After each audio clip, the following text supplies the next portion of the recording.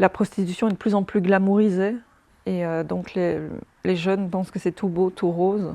Ils vont parfois se lancer eux-mêmes en s'imaginant que ça va être super, qu'ils vont gagner des sommes folles et qu'il n'y aura pas de conséquences, quoi.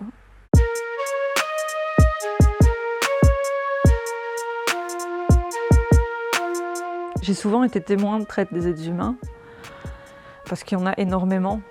Je pense qu'il y a beaucoup plus de personnes qui sont exploitées que de personnes qui ne le sont pas dans ce milieu-là. C'est surtout des personnes migrantes en règle générale qui ont plus tendance à être victimes de traite. Mais ouais, j'en ai vu ouais, pas mal de cas. Je dirais que la majorité l'est, peut-être 80%, 70-80%. Je pense qu'il faudrait déjà moins de laxisme en Belgique, des peines plus sévères envers les trafiquants, voilà, plus de policiers pour enquêter, pour contrôler, et plus de prévention au niveau des mineurs surtout, mais aussi des personnes adultes. Par exemple, quand elles commencent à travailler dans ce secteur-là, donc faire plus de sensibilisation, voilà.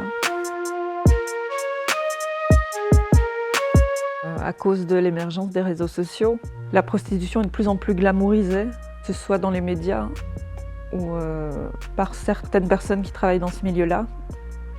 Et donc les jeunes pensent que c'est tout beau, tout rose. Et ils vont parfois se lancer eux-mêmes en s'imaginant que ça va être super, qu'ils vont gagner des sommes folles et qu'il n'y aura pas de conséquences, quoi. Il faudrait déjà plus en parler parce que ça reste quand même tabou, surtout au niveau de l'exploitation sexuelle. Tout ce qui concerne la sexualité, ça reste tabou. En parler de façon moins dramatique, parfois, parce qu'à chaque fois qu'on entend des cas de traite, on s'imagine le gros cliché comme il y a dans des films comme Taken.